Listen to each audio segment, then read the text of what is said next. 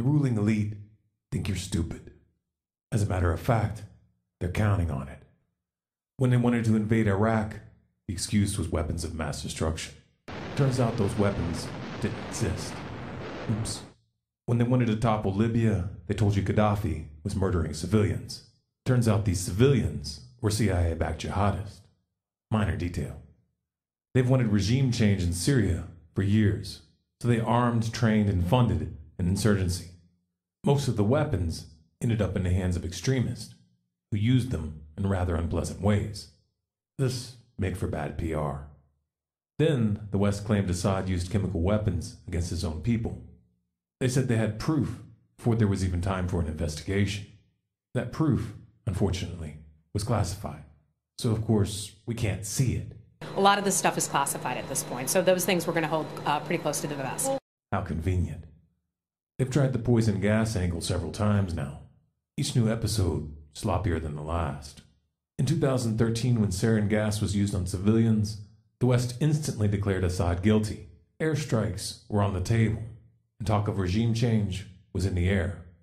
The push to war fell apart when the official UN investigation into the matter found that the US-backed rebels were the ones responsible, not Assad.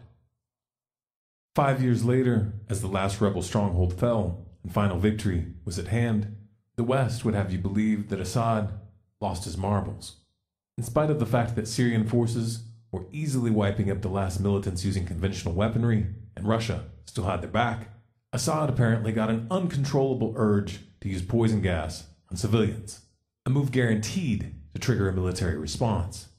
Why would Assad do something so stupid? Because he's a vicious animal who enjoys murdering his own people. Right.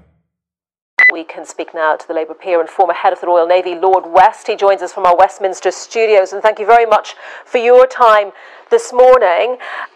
You've been casting some doubt on what's been happening, the evidence, according to our own Defence Secretary, according to President Macron of France and others, about what happened in Duma, saying that the evidence doesn't really fit well for President Assad ordering a chemical attack. Just tell us more about your thoughts on that, first of all. Yes, President Assad is in the process of winning this civil war, and he was about to take over and occupy Duma, all that area. He'd had a long, hard slog, slowly capturing that whole area of the city.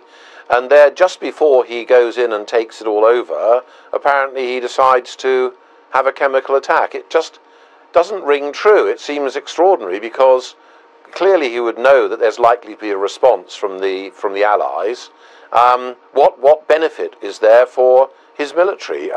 Most of the rebel fighters, this disparate group of Islamists had withdrawn. There were a few women and children left around. What benefit was there militarily in doing what he did? I find that extraordinary. Whereas we know that in the past some of the Islamic groups have used chemicals, and of course there would be huge benefit in them labelling an attack as coming from Assad, because they would guess quite rightly that there'd be a response from the US, as there was last time, and possibly from the UK and France. But I find it very unbelievable that at this point, where Bashar al-Assad has won in Syria, that he would jeopardize that victory by using chemical weapons and thus drawing the United States into the fray. The debate that seems to be missing from this is, and this was actually mentioned by the ambassador, was what possible motive might have triggered Syria to launch a chemical attack at this time in this place. The Syrians are winning. Don't take my word for it. Take the American military's word for it. General Virgil, the head of CENTCOM, he said to Congress the other day, Assad has won this war, and we need to face that. So, and then you got last week the statement by Trump, or the tweet by Trump, that America had finished with ISIL and we were going to pull out soon, very soon. And then suddenly you get... Okay, I'm very sorry. You've been very patient waiting for us, but we do need to leave it there. I'm very sorry. And there's another problem with this story. Regardless of how it ended up playing, I think, in the Beltway, what is true is Assad got rid of his chemical weapons. It was his decision to decide to bomb that helped to bring people together so we could cut the deal that got 100% of the declared chemical weapons out of Syria. The Syrian government destroyed the last of its chemical weapons stockpile in 2014, and they had absolutely nothing to gain by producing new weapons. The simple fact is, Syria didn't need these munitions to win the war. They had the full support of the Russian military. The rebels, on the other hand, did have chemical weapons and had every incentive to use them. The U.S. Department of State admitted that al-Nusra had these weapons in a travel advisory released in October of 2017. The Russian Foreign Ministry warned in February of 2018 that they had intelligence indicating that al-Nusra was in the process of planning another chemical provocation. This warning was, of course, ignored. Then there's also the fact that numerous reporters who visited the scene of the supposed attack and interviewed those who were present at the time found no evidence that any chemical attack actually took place. And here's the punchline. One of the supposed victims from the film the West is using as its evidence is in perfect health and is directly contradicting the official story. The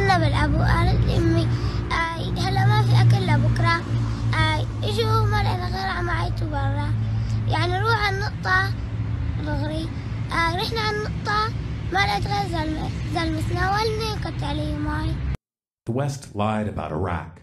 They lied about Libya. They are lying about Syria. And this is just the beginning. They'll keep using the same formula as long as you keep falling for it. When the powers that be want to start a war, they never declare their real motives or intentions. Doing so would undermine domestic support, weaken morale within the military, and invite an international backlash. Instead, they follow a tested and proven template designed to hijack human instinct. First, the public must be conditioned to view the target as a threat. This is accomplished by coordinating narratives via media and political puppets.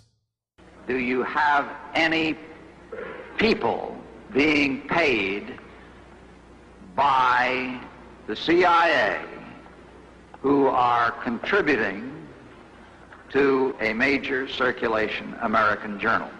We do have people who submit pieces to two American journals. Do you have any people paid by the CIA who are working for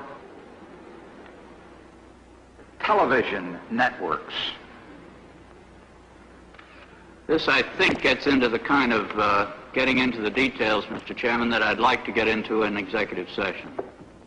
At CBS, we had been contacted by the CIA. As a matter of fact, by the time I became the head of the whole news and public affairs operation in 1954, ships had been established, and I was told about them and asked if I'd carry on with them.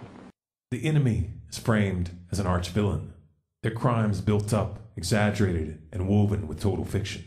Repetition is used to etch that image into the mind of the masses. While I was there, I saw the Iraqi soldiers come into the hospital with guns. They took the babies out of the incubators. Took the incubators and left the children to die on the cold floor. I myself buried 14 newborn babies that had been taken from their incubators. Kids in incubators, and they were thrown out of the incubators. If a proper enemy does not exist, one can be created. Today's freedom fighters often serve as tomorrow's boogeyman. The U.S. backing and subsequent destruction of the Taliban in Afghanistan and Saddam Hussein in Iraq are prime examples. I mean, let's remember here, the people we are fighting today, we funded 20 years ago. U.S. National Security Advisor Brzezinski flew to Pakistan to set about rallying resistance. He wanted to arm the Mujahideen without revealing America's role.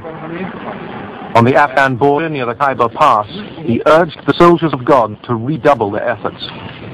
We know of their deep belief in God, and we are confident that their struggle will succeed. That land over there is yours.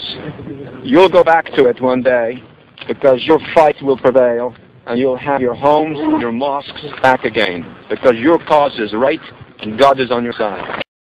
To get their war, those in power need an excuse to attack. Military aggression must be promoted as an act of self-defense, retaliation, or humanitarian intervention. This can be accomplished by fabricating an attack and blaming it on an enemy, intentionally provoking the enemy into a response, or by justifying preemptive strikes as the only way to prevent an atrocity. Finally, public support is consolidated with the crusade mythology, a narrative that presents the aggressors as fighting for a higher ideal or greater good, with war defined as the means to that end. A war of aggression becomes spreading democracy, fighting terrorism, or bringing civilization to savages. These euphemisms define us versus them in exaggerated terms to dehumanize the target, sanitize the implied bloodshed, and activate the pack instinct in the form of patriotism. The United States has a new policy, a strategy that recognizes that the best way to defeat the ideology that uses terror as a weapon is to spread freedom and democracy. Come on, fire!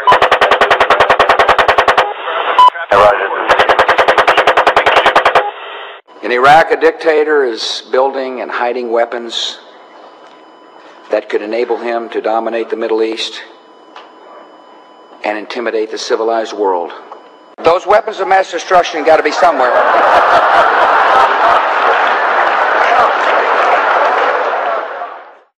This formula hijacks the most primal and dangerous aspects of human nature.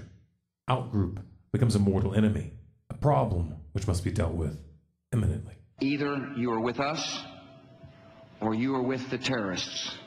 Reaction is shaped by defining the boundaries of debate. Should the president order a limited strike or a full invasion? Was 100 bombs enough, or did this show a lack of resolve?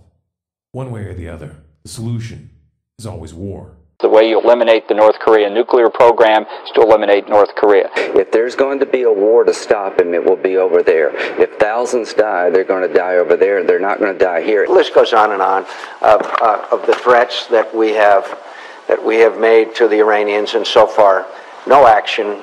George Shultz, my favorite Secretary of State in all the world, once said his Marine drill instructor told him, never point a gun at somebody unless you're ready to pull a trigger. We keep pointing the gun. We haven't pulled a single trigger yet, and it's about time that we did. The ruling elite think you're too stupid to put two and two together. They think you're too cowardly and apathetic to call them out. It's up to you to prove them wrong. If you want more people to hear this message, take a moment and share it with someone you know. This content is Creative Commons. You have permission to download this video, copy, and distribute it by any and all means. If you would like to support our work, visit our donate page at StormCloudsGathering.com.